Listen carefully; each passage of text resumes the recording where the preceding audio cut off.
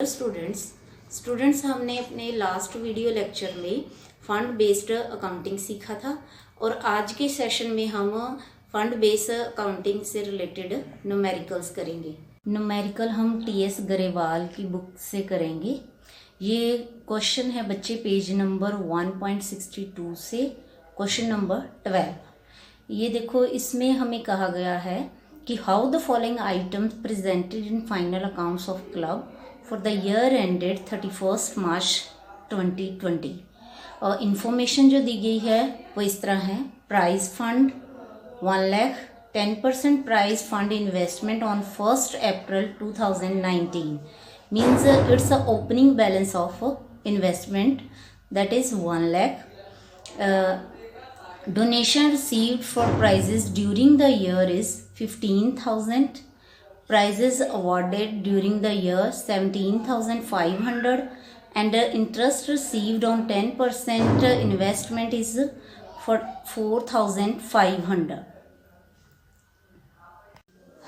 जब भी इंफॉर्मेशन बच्चे पूरी ना हो तो हम बैलेंस शीट का एक्सट्रैक्ट ड्रॉ करते हैं। फॉर्मेट ड्रॉ करने के बाद हम पहले लायबिलिटी साइड में प्राइस फंड का हेडिंग लिखेंगे। इसमें हम ओपनिंग बैलेंस जो इंफॉर्मेशन में 1 लाख दिया गया है वो ऐड करेंगे, वो शो करेंगे। इसके बाद डोनेशंस ऐड करेंगे जो 15,000 है और इसके बाद बच्चे हम interest on price fund investment add करेंगे।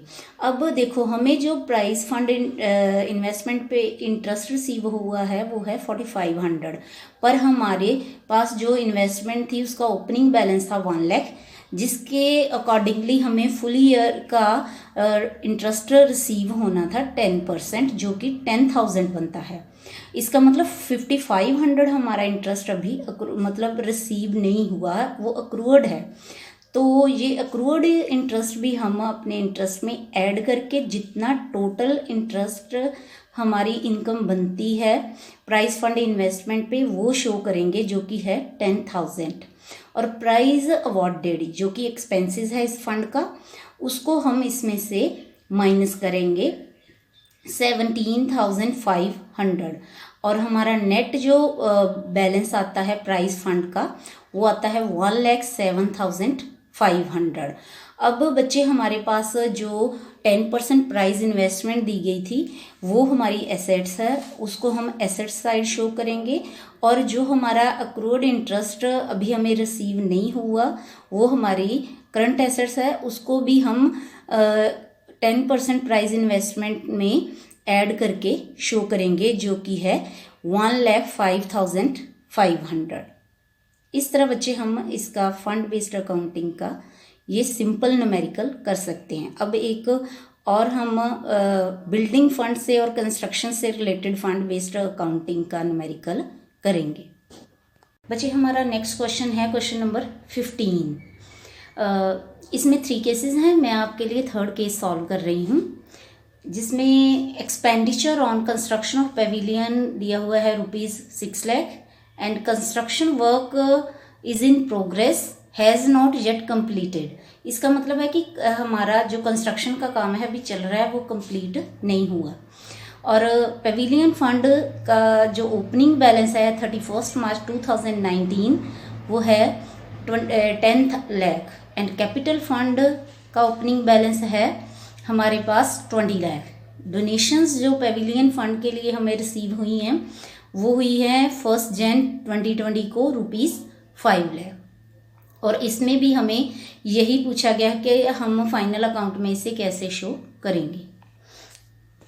इस क्वेश्चन के सॉल्यूशन के लिए बच्चे हम बैलेंस शीट का फॉर्मेट ड्रॉ करेंगे। क्योंकि इस क्वेश्चन में हमें कैपिटल फंड की भी इंफॉर्मेशन दी गई है तो हम कैपिटल फंड का हेडिंग लिखेंगे पहले, फिर कुछ जगह छोड़ने के बाद पेविलियन फंड का हेडिंग लिखेंगे।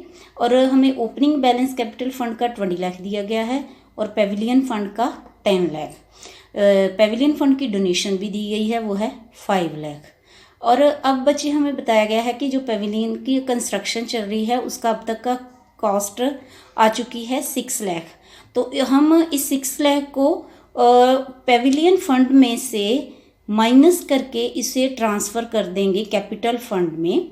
इस तरह transfer to capital fund, cost of pavilion, and यहाँ पे हम उसी अमाउंट को 6 लाख को यहाँ पे ऐड करेंगे, ट्रांसफर्ड फ्रॉम पेविलियन फंड। ये बच्चे मैंने आपको पहले भी बताया है कि ये इसलिए किया जाता है ताकि ये कंफर्म करने के लिए कि अब पेविलियन फंड का जो 6 लाख का अमाउंट है ये फ्री हो चुका है, किसी भी पर्पज़ के लिए अब हम इसको यूज़ कर सकते हैं, क्योंकि ये स्पेसिफिक फंड था और इतना अमाउंट अब हम इस पे स्पेसिफिक पर्पज़ पे खर्च कर चुके हैं। अब बच्चे इसका जो नेट अमाउंट आएगा कैपिटल फंड का वो 26 लाख आएगा और पेविलियन फंड का 9 लाख। और क्योंकि हमारी जितनी कॉस्ट की अब पेविलियन तैयार हो चुका है वो हमारी एसेट है, तो उसको हम एसेट साइड 6 लाख के रूप में शो करेंगे। तो इस तरह हम बच्चे फंड बेस्ड अकाउंटिंग के जो छोटे न्यूमेरिकल हैं वो कर सकते हैं।